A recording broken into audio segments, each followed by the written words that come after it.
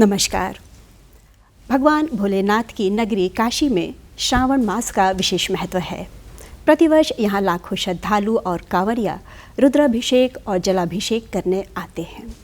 क्या है इस श्रावण मास का महत्व, क्यों मनाया जाता है और किन किन बातों का ध्यान रखना चाहिए, आज इसी विशेष बिंदु पर चर्चा करने के लिए हमारे साथ हैं काशी के ज्योतिषाचार्य पंडित पवन त्रिपाठी जी। बहुत बहुत स्वागत है पंडित जी आपका हमारे कार्यक्रम में। जय विश्वनाथ। सबसे पहले आपसे जानना चाहेंगे कि श्रावण मास क्या होता है, क्यों मनाया जाता है और क्या महत्व है इसका। देखिए, भारतीय काल गणना जो हमारे यहाँ बताई गई है ज्योतिष शास्त्र के माध्यम से, बिल्कुल प्रकृति के सापेक्ष जैसे ऋतुएं हैं, ग्रीष्म, वर्षा, शरद, हेमंत, शिशिर और वसंत, उसी क्रम में 12 महीने बताए गए हैं और 12 महीनों का प्रकृति से तालमेल है। ऐसा नहीं कि बेतुके ढंग से वो है। तो श्रावण मास जो है वह जब प्रकृति भी स्रवित होती है, द्रवित होती है और रिमझिम फुहार से अपने धराधाम को सिंचित करने लगती है, जल की बूंदें धराधाम पर आने लगती हैं, ऐसे समय में श्रावण मास प्रारंभ हो जाता है। और श्रावण मास आते ही चारों तरफ हरियाली धराधाम पर छा जाती है। ज्येष्ठ आषाढ़ की तप्त दोपहरी के बाद हमारे जो शिवलिंग इत्यादि हैं, शिवालय हैं, जो मंदिरों में हैं, जो अन्य जगहों पे हैं, और ख़ास तौर से जो प्रकृति भी, धराधाम भी जो लिंगज स्वरूप है वह तप्त रहती है और प्रकृति उसे सिंचित करके उसे ऊर्जावान करती है। क्योंकि हमारे यहाँ धर्मशास्त्रों में कहा गया है, जलधारा प्रियो शिवा, भगवान शंकर को जल की धारा बहुत प्रिय है। तो प्रकृति भी स्रवित होकर के जल की धारा से सिंचित करती है, अभिषेक करती है, और भक्त लोग भी, जो भारतीय जनमानस है वो भी जल लेकर के मंदिरों में पहुंचती है।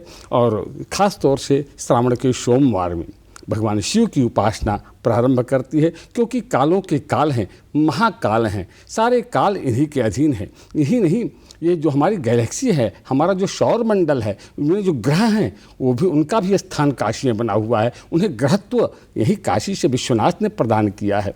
ऐसी पुनीत नगरी काशी में जब यही श्रावण मास प्राप्त होता है, भक्त बड़े उल्लास के साथ शिव यजन और पूजन में लग जाते हैं। गुरु जी, ये श्रावण मास जो है प्रमुखतः शिव जी को अर्पित किया जाता है, उन्हीं के निमित्त मनाया जाता है। तो इसकी क्या पौराणिक महत्ता है और क्या इसके बारे में कहना चाहिए? बिल्कुल। जरत सकल सुर वृंद विषम गरल जही पान कीन, देवासुर संग्राम हुआ, उसमें देवता और असुर अमृत की कामना से समुद्र मंथन किया और कि अमृत पी करके हम अमर हो जाएंगे, इस कामना से।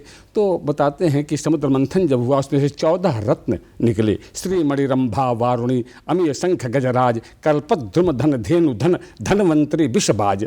तो विष, पहले विष निकला और विष के निकलते ही पूरा का पूरा धराधाम तप्त हो गया, संतप्त हो गया, एकदम हाहाकार मच गया, प्रकृति कांपने लगी क्योंकि टेम्परेचर बढ़ गया। यही केवल पृथ्वी का ही नहीं, त्रिलोक का टेम्परेचर बढ़ गया। ऐसा वो हलाहल था। लोग सारे के सारे देवता ब्रह्मा के पास गए, ब्रह्मा ने सिलेंडर कर दिया, मेरे से नहीं हो सकता बाबा। लोग विष्णु के पास गए, विष्णु ने कहा कि हमारा तो सहज और सरल स्वरूप है, हम विषपान कैसे कर सकते हैं, इसके लिए तो बाबा ही। सारे के सारे देवता और ब्रह्मा और विष्णु कैलाशपति के हैं भोलेनाथ के दरबार में पहुँचे। अखंड समाधि में बाबा बैठे हुए थे, परा अम्बा जगदम्बा बगल में विराजमान थी। लोगों ने स्तुति की है, आशुतोष तुम अवघड़ दानी, आरती हरहु दीन जन जानी, हे परमात्मा, हे विश्वेश्वर, आर्त दूर करो, कष्ट को दूर करो प्रभु, धरा तप्त है। भगवान नेत्र खोला और देखा भक्त लोग सामने खड़े हैं, ब्रह्मा विष्णु इत्यादि खड़े हैं, और उन्होंने कारण पूछा, हलाहल निकला है प्रभु, आपको शांत करना है, आपको पीना है।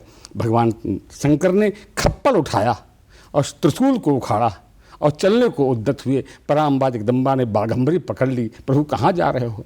क्या विषपान करने जा रहा हूँ। अब सोचिए, किसी का पति विष पीने के लिए चले, उस माँ का क्या हाल, उसकी देवी का क्या हाल होगा। पराम्बा जगदम्बा हार उठी, अरे प्रभु ये क्या कर रहे हो आप? कहें लोक कल्याण करना है। लोक कल्याण तो ही जो करता वही तो शिव है, जिसके अंदर लोक कल्याण की उस जरत सकल सरवृंद सारे धरा को तप्त होते देख करके भगवान शंकर ने समुद्र के किनारे जा करके खप्पड़ में विष को उठाया और पान कर लिया है और नीलकंठ हो गए हैं। नील, क्योंकि भगवान शंकर के हृदय में राम विराजते हैं, इसलिए विष को गले में विश्राम दिया है। और ताप हर, कष्ट हर, दुख हर, हर हर महादेव, इसी तरह उनका नाम महादेव पड़ गया। सारे के सारे देव तो देव हैं। और विषपान करते ही बाबा का शरीर दग्ध हो गया, टेम्परेचर बाबा के शरीर का बढ़ गया। वैसे लीला पुरुष हैं, परमात्मा लीला करते हैं, वो कालों के काल हैं, विष उनके लिए कुछ नहीं था। लेकिन लीला भगवान जब शंकर का शरीर तप्त हो गया, जलने लगा, तब विष्णु इत्यादि देवताओं ने कहा कि देवताओं से कहा कि तीर्थों का जल ले आके बाबा के ऊपर डालो। और तभी से सारे के सारे देवता प्रत्येक तीर्थों से, कोई जमुनोत्री से, कोई गंगोत्री से, कोई गंगा से, कोई जमुना से, कोई सरजू से जल लेकर के शिवालयों में बाबा शंकर के ऊपर लगे डालने। उस काल से लेकर के मध्यकाल और वर्तमान काल तक जल की धारा अनहद बाबा शंकर के ऊपर पड़ रही है। वही परंपरा श्रावण मास में हम जो है जल की धारा भगवान शंकर के ऊपर आज भी चढ़ा रहे हैं, क्योंकि बाबा की ऐसी मान्यता है कि बाबा का शरीर जल रहा है। और जल सर्दी और जुखाम न होला, एक लोक पंक्ति है, सर्दी और जुखाम न होला, बरहो बखत नहाय, अरे मोरे पगला भोला, अरे मोरे पगला भोला। भगवान शिव को भक्त पागल कहता है, क्योंकि पागल ही विष पान कर सकता है।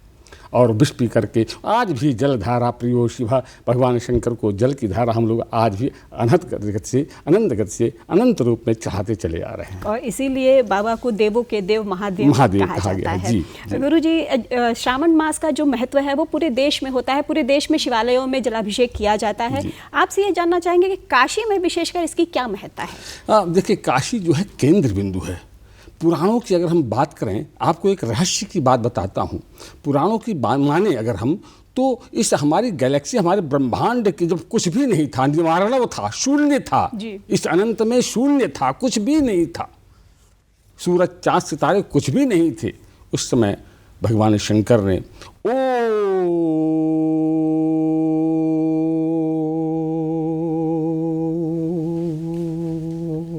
इस तरह की अनहद की केवल ध्वनि थी, एक तरंग वेव था इस अनंत में जी। और उसके बीच में एक बिंदु स्थापित किया है भगवान शंकर ने। वह बिंदु कौन सी थी? काशी थी। ये बहुत अद्भुत है, ये विज्ञान के लिए चुनौती है। हम विज्ञान और पृथ्वी की उत्पत्ति के विषय में चर्चा करते हैं, लेकिन पुराणों में अगर चर्चा माने तो पृथ्वी की उत्पत्ति से पहले, हमारी गैलेक्सी की उत्पत्ति से पहले काशी की उत्पत्ति कर दिया था बाबा ने। और यहाँ जल की उत्पत्ति किया है बाबा ने। यहीं पर विष्णु की उत्पत्ति किया बाबा ने। यहीं पर विष्णु के नाभि से ब्रह्म कमल निकला, उस पर ब्रह्मा जी विराजमान हुए हैं। और यहीं से ब्रह्मा जी ने जो है और विष्णु जी के अंदर बीच विवाद उत्पन्न हुआ कि तुम बड़े कि हम बड़े। उन दोनों के बीच में ज्योतिर्लिंग के रूप में विश्वेश्वर भासते हैं यहाँ। तो आदि ज्योतिर्लिंग है, प्रथम ज्योतिर्लिंग है, यह पूरे ब्रह्मांड का केंद्र बिंदु है। इसलिए काशी में यह श्रावण मास की अथवा शिवरात्रि की या शिव पर्व की विशेष महत्ता होती है। और यहीं से पूरे विश्व में यह सनातनी संदेश जाता है कि हम शिव का यजन, शिव का पूजन करें, क्योंकि शिव ही एक ऐसे देवता हैं जो कालों के काल हैं, महाकाल हैं, विश्वेश्वर हैं, जो पूरे विश्व के योगक्षेम का जिम्मा ले रखा है। यहाँ बैठ करके, यहीं से बैठ करके पूरी सृष्टि का संचालन कर रहे हैं। यही नहीं, अन्यान्य लोकों का भी संचालन कर रहे हैं।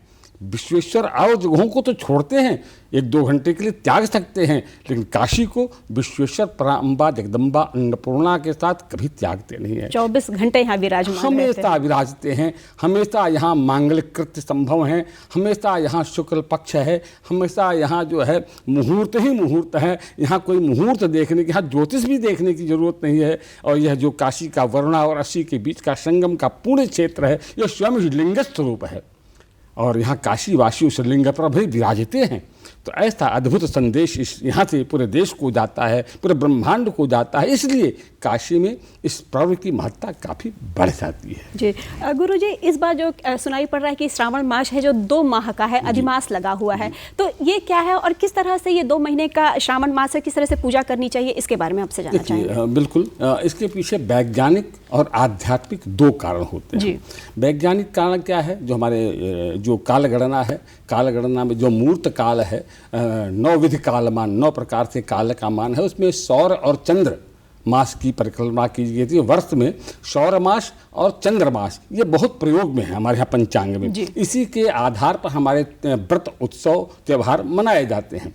तो सौर मास का मतलब होता है कि सूर्य की परिक्रमा पृथ्वी 365 दिनों में कर लेती है, और चंद्रमास का मतलब है कि पृथ्वी की परिक्रमा चंद्रमा 354 दिन में करता है।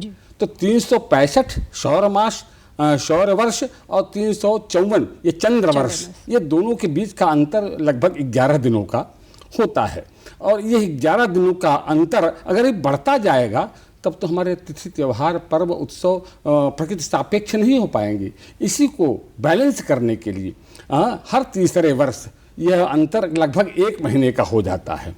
11 दिनों का अगर हम जोड़ें तो 1 महीने का हो जाता है। उसको एक अधिक मास के रूप में जोड़ लेते हैं, 12 के अधिक करके अधिक मास 30 दिन और लेकर के उसको बैलेंस करते हैं, और उसको बैलेंस के बाद फिर अगले वर्ष से उसको सामान्य रूप में आ जाते हैं। अगर ऐसा न हो तो हम होली बैसाख में फाल्गुन में मनाते हैं, पता चला कि बैसाख में मना रहे हैं, श्रावण में होली मना रहे हैं। ये अंतर बढ़ने जाने से प्रकृति के सापेक्ष हमारे पर्व नहीं रह जाएंगे।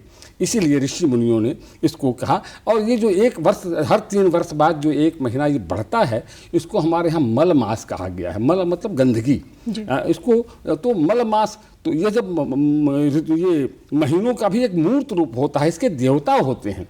तो ये मल मास काफ़ी दुखी हुआ। अब पौराणिक बात में आते हैं तो मलमास काफ़ी दुखी हुआ ये कि प्रभु हर मासों में तो पुण्य कर्म होते हैं, मांगलिक कृत्य होते हैं, हमारे में हमारा कोई नाम ही नहीं है, और न ही मेरे इस महीने में कोई पुण्य काम करता है, कोई मांगलिक काम करता है। बहुत दुखी होकर के भगवान के सामने बहुत आर्त क्रंदन किया। बताते हैं भगवान ने बहुत प्रसन्न होकर के इस महीनों को अपना ही नाम दे दिया, पुरुषोत्तम मास। पुरुषोत्तम मास की, पुरुषों में उत्तम महीना, सबसे उत्तम महीना इस मास में बताया गया है कि क्या करना चाहिए क्या नहीं करना चाहिए।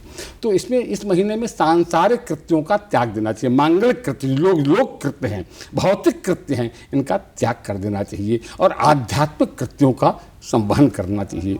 बताया गया है कि स्पिरिचुअल होना चाहिए। स्नान, दान, जप, पूजन, यजन, संकीर्तन, भगवत कथा श्रवण, दान, ये तो कार्य करने का यह पर्व है। इसमें थोड़ा सा भी किया हुआ अनंत गुना फल को प्राप्त होता है। इसमें क्या नहीं करना चाहिए? मांगलिक कृत्य यानी विवाह, मुंडन, जनेऊ, भूमि पूजन, गृह प्रवेश इत्यादि जो मांगलिक कृत्य है, जो लोक कृत्य हैं, इनका वर्जन करना चाहिए। अब ये लोग जानना चाहते हैं कि इतना बढ़िया महीना है ये, भगवान ने नाम दे रखा है अपना, फिर भी हम विवाह नहीं कर सकते? बिल्कुल विवाह नहीं कर सकते, क्योंकि इसमें क्यों फंसते हो आप? ये पुण्य अर्जन का महीना है। अगर आप लोक कार्य में फंस जाओगे तो आप पुण्य लेने से परलोक बिगाड़ लोगे अपना आप। इसमें थोड़ा सा भी अगर करोगे आप, एक जैसे कि किसान खेत में बीज बोता है, एक बीज कई बीज निकल आते हैं, उसी प्रकार से एक छोटा सा भी अगर पुण्य कर्म आप इस पुरुषोत्तम मास में कर लेते हैं तो वह बहुत कई गुना फल लेकर के आपके पुण्य का उदय करता है और जीवन को प्रशस्त करता है। तो ये कह सकते हैं कि सांसारिक चीज़ों से दूर हटकर आध्यात्मिकता की ओर अपने आप को लगाना चाहिए। पंडित जी, जाते जाते आपसे बस एक सवाल ये करना चाहेंगे कि कांवरिया और काशी में जल का क्या महत्व है, क्या किस तरह से इसको जोड़ना चाहिए? बिल्कुल, कांवर की परंपरा मैंने आपको बताया उसी समय से है, जब क्योंकि यही महीना था, श्रावण का महीना, जब भगवान ने विषपान किया था। और तभी से देवस्थान से जल भर करके देवता लोग बाबा विश्वनाथ के ऊपर चढ़ाए थे।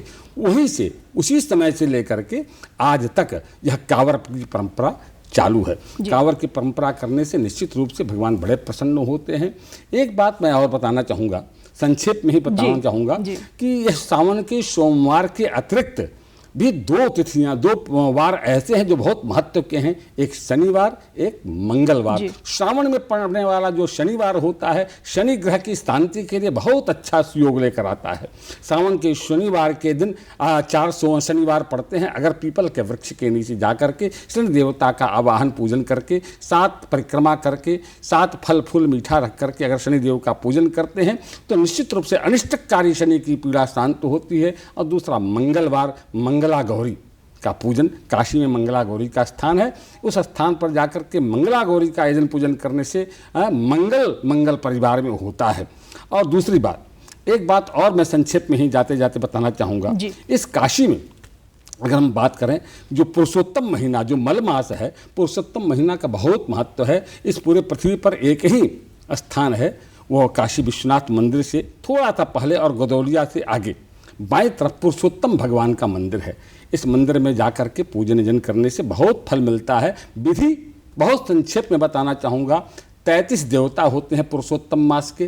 33 मालपुए कांसे के कटोरे में भरकर घी और थोड़ा हेमखंड, सोने का टुकड़ा, यह भगवान को समर्पित करके ब्राह्मणों में वितरण कर दे। बहुत गुना, अनंत गुना फल की प्राप्ति होती है, इसमें कोई संशय नहीं है।